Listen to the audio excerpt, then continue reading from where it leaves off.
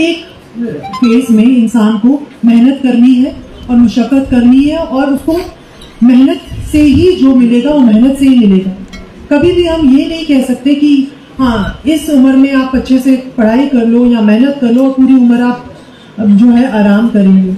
हर उम्र जो है, हर एक फेज ऑफ लाइफ जो है उसमें आपको मेहनत करनी है, क्योंकि इंसान को बनाया ही मेहनत के लिए। कुछ लोग जो है वो ज़हनी मेहनत करते हैं, कुछ लोग जो है जिस्मानी मेहनत करते हैं।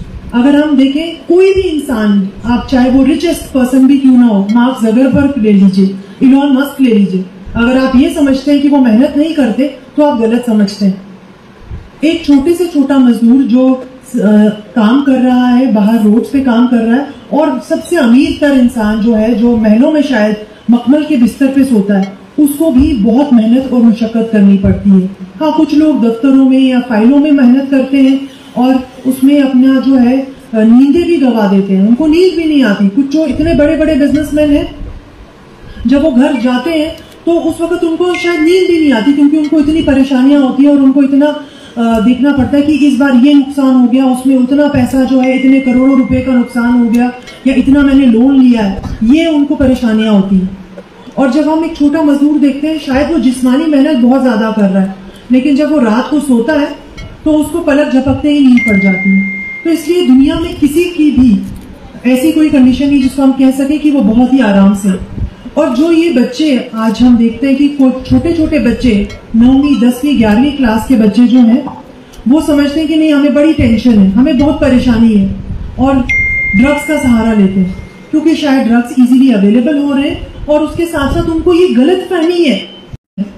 उनके लिए ये मुझे लगता है एक अवेकनिंग कॉल होनी चाहिए, जो आज हमने पेरेंट्स देखे किस तरीके से वो अपने बच्चों के बारे में कह रहे हैं कि आप इनको ले जाइए और इनको शायद जेलों में रखिए या इनको किसी तरीके से बंद करिए। मेरे पास खुद आए दिन ऐसी औरतें आती हैं जिनकी नई नई शादियां हुई होती हैं, और वो कहते हैं कि नहीं हमारे हस्बैंड जो है वो जो काम करते थे वो भी छोड़ दिया है, या हम हमारे साथ डोमेस्टिक वायलेंस करें। मतलब these are multiple things which happen if you are addicted. अगर एडिक्शन है तो उसके साथ साथ आप में और जो है बुराइयां वो नेचुरली आ जाती हैं, क्योंकि ये सारे जो है ये लिंक्ड है। आप अगर नशे में हैं तो आप काम नहीं कर सकते, आप कमा नहीं सकते, अपनी फैमिली का ध्यान नहीं रख सकते, आप पढ़ नहीं सकते, आप कुछ नहीं कर सकते। पहली तो प्रिवेंशन है। लेकिन इसके साथ साथ मैं बताना चाहती हूँ, अगर हमें कोई भी ऐसा शख्स दिखता है जो इसमें मुलविस है, दूसरों को इन्वॉल्व कर रहा है, तो इसमें सजा 2 साल से लेकर 14 साल तक की सजा है। अगर आप पाए गए कि आप इसमें मुलविस हैं या दूसरों को उकसा रहे हैं, तो इसमें इतनी कड़ी सजाएं हैं जिसका मैं बयान नहीं कर सकती, और उसमें फिर कोई भी बच नहीं सकता।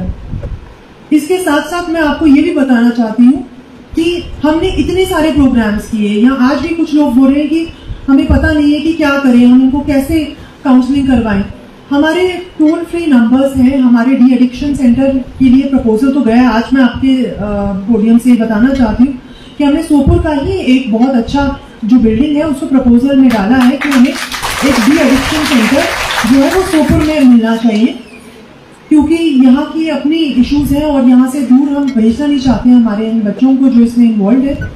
तो हमने इसके लिए ही सोशल वेलफेयर डिपार्टमेंट को लिखा भी है और रिकमेंड किया है उस बिल्डिंग को। इसके साथ साथ बारामूला के लिए भी हम अलग से भी एक देख रहे हैं सेंटर, जहाँ पर हमें एक अलग से सोशल, और आई एम श्योर कि इस ही जो फाइनेंशियल ईयर है उसमें हमें सैंक्शन हो जाएगा।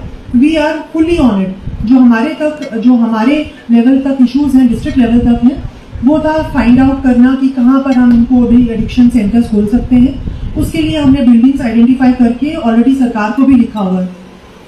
इसके साथ साथ जो ऑलरेडी जीएमसी बारामूला में हमारे 10 to 4 हर दिन जो है हमारी हेल्पलाइंस भी है फॉर काउंसलिंग। उसके भी नंबर्स मैं चाहती हूँ कि म्यूनिसिपल कमेटी सारे बारामूला भी और सोपुर भी यहाँ प्रेजेंट है, वो उनके नंबर्स फ्लैश करें। ये फ्री काउंसलिंग है उन बच्चों के लिए जो अभी इनिशियल स्टेजेस पे हैं और जिनको हमें इन पेशेंट रखने की जरूरत नहीं है, वो घर बैठे बैठे इलाज करवा सकते हैं। हमारे 6 काउंसलर्स हैं जो कि बाहर, सिर्फ जीएमसी में तो 2 काउंसलर्स हैं ही, उसके अलावा भी 6 काउंसलर्स डिफरेंट ब्लॉक्स में हैं। आपके सीएमओ यहाँ पर बीएमओ भी प्रेजेंट होंगे। 2 काउंसलर्स हमारे हर ब्लॉक में जो है वो प्रेजेंट है, जो कि काउंसलिंग के लिए जो है डिफरेंट हॉस्पिटल्स, पीएचसी, सब सेंटर्स में भी जाते हैं। उसका रोस्टर मैं चाहती हूँ कि एमसीज भी शेयर करें, अपने ट्विटर हैंडल से हम भी शेयर करेंगे। इसके अलावा भी हम बहुत सी ऐसी कोशिशें कर रहे हैं जिसमें हम बच्चों को प्रिवेंट करना चाहते हैं कि इसमें ना जाए। लेकिन बिल्कुल सही कहा गया आज कि रिहेबिलिटेट करने का भी एक प्रॉपर मैकेनिज्म होना चाहिए, और उसके लिए हम पूरे कोशिश हैं कि इसी साल हमें वो addiction center, de addiction center अगर सैंक्शन हो जाता है तो we will start work in more days. और आज मुझे लगता है कि 2-3 और इश्यूज पे यहाँ बात हुई जिनके बारे में मैं बताना चाहूंगी। सबसे पहले तो नो टू प्लास्टिक, जो सिंगल यूज प्लास्टिक है वो एक अनदर एक बहुत बड़ा इशू है। और क्योंकि हम अब म्यूनिसिपैलिटीज में आपने देखा होगा घर घर जाके हम कलेक्शन कर रहे हैं और उसको निकाल रहे हैं, तो हमें यही देखने में आया है सबसे ज्यादा जो अमाउंट जो किसी भी पोल्यूटेंट की है वो इन्हीं पॉलिथीन्स की है। तो ये तो बैंड है, एंड आई विल अर्ज कि जितना हम अभी तक फाइन कर रहे हैं उसको डबल ट्रिपल इनफैक्ट 10 टाइम्स करने की जरूरत है। फाइन करिए जो भी चाहे वो शॉपकीपर्स इन्वॉल्व हो, चाहे वो आम सिटीजन्स इन्वॉल्व है, जो भी पॉलिथीन को यूज कर रहे हैं, we need to stop this.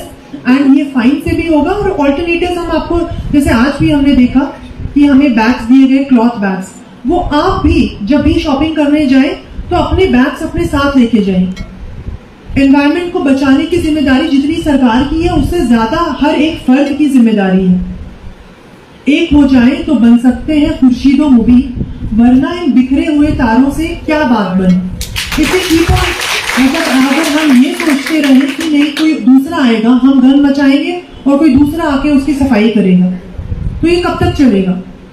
Gun हम मचा रहे, कूड़ा करकट हम क्रिएट करें, चिप्स खा लिया तो पैकेट गाड़ी से बाहर ऐसे फेंक रहे हैं जैसे सरकार ने आना है और वहां पे सफाई करनी है। ये एटीट्यूड जो है इसी की वजह से जो हम जैसे लोग जब हम अपनी कंट्री में होते हैं तो गन फैलाते हैं, जब हम ही बाहर कंट्रीज में जाते हैं तो हम सबसे ज्यादा सिविलाइज्ड होते हैं, बिकॉज हमें लगता है कि हमारी कंट्री शायद इसी लायक है कि हमें इसको गंदा रखना है। तो ये हर एक इंडिविजुअल का फर्ज है। हम तो म्यूनिसिपैलिटीज में और अब हमने रूरल एरियाज में भी, मैं आपको ये बताते हुए बहुत खुशी महसूस कर रही हूँ, हमने हर एक ब्लॉक में एक पंचायत चूज की है जिसको हम मॉडल पंचायत बना रहे हैं। और उसके साथ साथ हम कोशिश ये कर रहे हैं by the end of this financial year कि हर विलेज में इसी मैकेनिज्म में, जैसे हमारे म्यूनिसिपैलिटीज में होता है कि कलेक्शन ऑफ वेस्ट और फिर उसकी सेग्रीगेशन एंड आइदर डंपिंग और एक प्रॉपर डिस्पोजल होना चाहिए। आप देखेंगे कि कितनी देर तक हम इन गंद के ढेर बनाते रहेंगे। गंद आप लोगों से कलेक्ट करेंगे और लैंड के ऊपर उसको लैंडफिल करते करते जाएंगे, उसका एक पहाड़ बना देंगे, तो ये भी सस्टेनेबल नहीं है।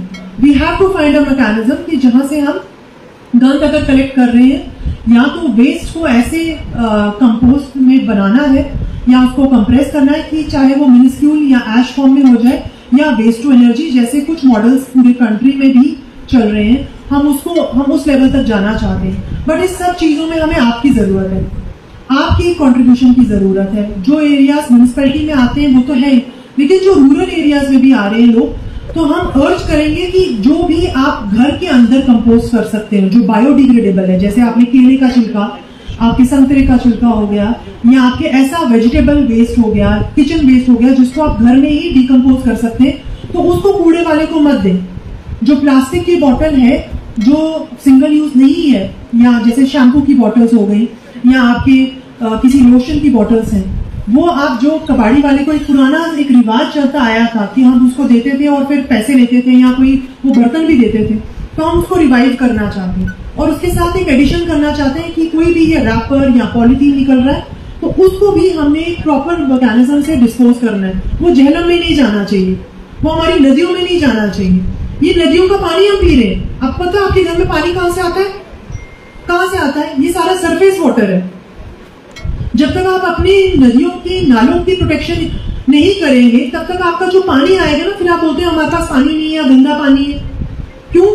क्योंकि हर इंसान जो घर से कूड़ा निकाल रहा है वो ये नहीं समझ रहा ये जो प्लास्टिक की बोतल निकल रही है जा कहां रही है, ये जो रैपर निकल रहा है कहां जा रहा है। तो ये हमें सोचना होगा, और हम बच्चों को ही नहीं बड़ों को भी ये सोचना होगा कि हम किस तरीके से अपना घर से जो सामान निकल रहा है उसको कैसे डिकम्पोज कर रहे हैं, उसको कैसे हम कबाड़ी वाले को दे रहे हैं, उसको घर में कंपोस्ट बना रहे हैं, या उसको हम फेंक रहे हैं रास्तों में, या जहां पे भी, जैसे अभी आपने स्किट में देखा कि जहां पर भी उसको खाली जगह मिलती है तो वहां पर आप या घर के नेबरहुड में ही आप उसको गंद को फेंक देते हैं, फिर उससे जानवर भी मरते हैं। और इसी प्लास्टिक से हमारा जो है ग्राउंड वाटर, जो हमारा एक रिजर्व है, अभी हम सरफेस वाटर यूज कर रहे हैं, जो ग्राउंड वाटर वो हमारा रिजर्व है, वो रिजर्व पल्यूट हो रहा है हमारे इस प्लास्टिक से।